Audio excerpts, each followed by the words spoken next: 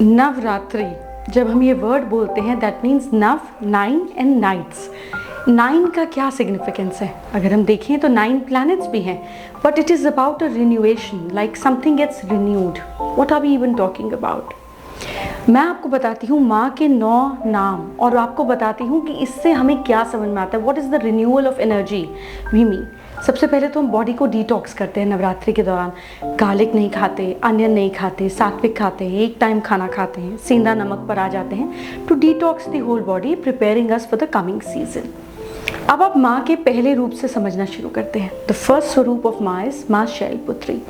Shailputri means daughter of a mountain. What does it even mean? Daughter of mountain का मतलब है कि पहाड़ की बेटी। पहाड़ में क्या क्वालिटीज हैं? Strength.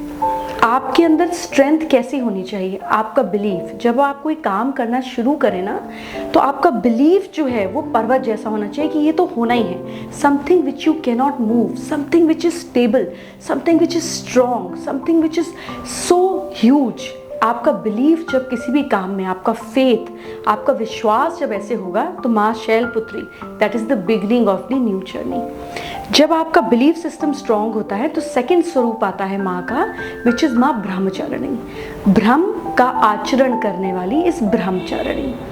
Brahma means something that makes you a creator, right? Brahma energy, divine energy, and उसका discipline, like eating well, sleeping well, getting up at the same time, following a certain discipline that you need to do to accomplish your goal. सब माँ के दूसरे स्वरूप से आप तीसरे स्वरूप पर जाते हैं, यानी कि third pedestal of journey is माँ चंद्रघंटा। जब आपका बिलीफ सिस्टम स्ट्रॉन्ग होता है, आप डिसिप्लिन पे चलते हैं, तो कभी कभी आप लाइफ में डगमगाने लगते हैं, नेगेटिव चीज़ें आ जाती हैं, लोग नेगेटिव चीज़ें बोल देते हैं, आपका मन घबराने लग जाता है, डगमगाने लग जाता है। Chandraghanta, Chandra means moon, moon is your subconscious mind, आपका मन, and ghanta means to bring it to alignment, उसको वापस सेंटर पे लेकर आना। तो जब आप अपने नेगेटिव पैटर्न को बैलेंस कर पाते हैं, चंद्रमा की क्वालिटी क्या है कि वो स्टेबलाइज नहीं होता, एक जितना नहीं है। आज बढ़ेगा, कल घटेगा, फिर बढ़ेगा। मन भी ऐसा है, उम्मीदें भी ऐसी हैं। तो जब आप उसको बीच में बैलेंस करना सीख जाते हो, हेंस माँ Chandraghanta is the third pedestal of your goal attainment. जब आप अपने थॉट पैटर्न को, अपने मन को कंट्रोल करना सीख जाते हैं, तो फोर्थ पैटर्न क्रिएट होता है, दैट इज माँ कुष्मांडा। कु उष्म अंडा, यानी कि छोटा सा golden egg. So this is beginning of a journey. Egg की जब हम बात करते हैं, सीड की हम बात करते हैं, अंडे की जब हम बात करते हैं, that means another creation, a creation into beginning, कुछ नई चीज़ की शुरुआत होना।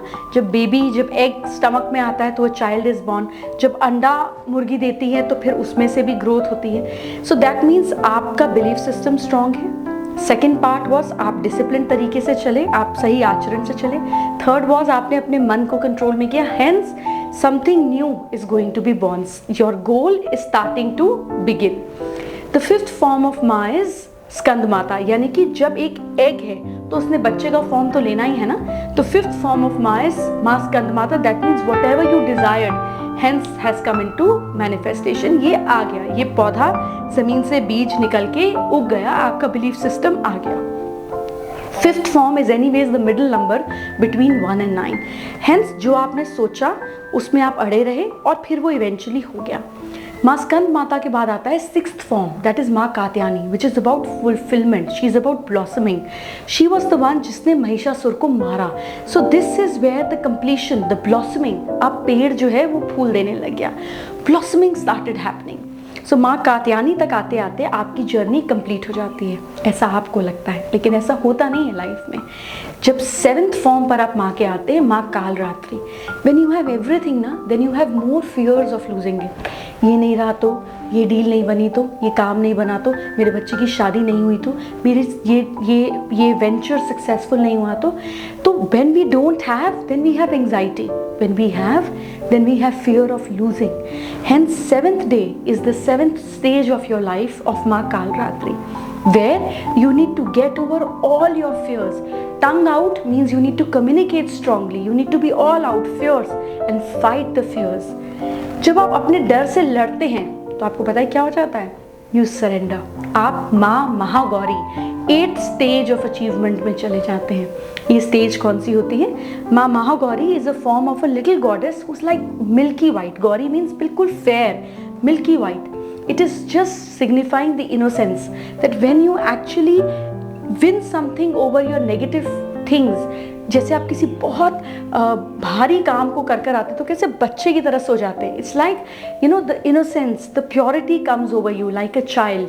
जैसे एक छोटा बच्चा होता है ना, उसमें डर नहीं होता। एक छोटे बच्चे को अगर मदर उछालती है तो बच्चा ऊपर होके भी हंसता है, डरता नहीं है। अब अगर आपको कोई उछाल दे तो आप तो गोद में लेने में ही डरने जाएंगे कि अरे मैं गिर गया तो हड्डी टूट गई, बैक की प्रॉब्लम आ जाएगी। So the fears are the game of the mind. With a child, it's complete trust, it's complete innocence. That is the 8th stage of life, माँ Mahagauri. And the 9th stage, बहुत सारे लोग नौमी नहीं करते हैं, अष्टमी करते हैं। It is like आप completion से पहले यू टर्न ले लिया, ऐसा मत करिए। Completely do the thing to the last, you know. नौमी तक celebrate कीजिए। Navami is about Ma Siddhidatri. That is the final step of where we have to reach in life. Siddhidatri. Siddhi means perfection. It is where you and the art, you and the work, you and the desire becomes one. The one who fulfills all your desires and makes you achieve without trying is Siddhidatri.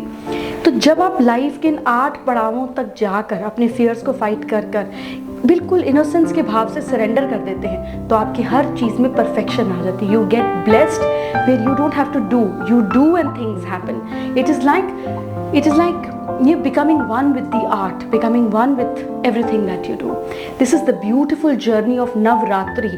Every night you are born, you progress, you grow in a different way. It is a beautiful symbolic way of growing if we understand and we follow that path, that anything that you want in life is achievable.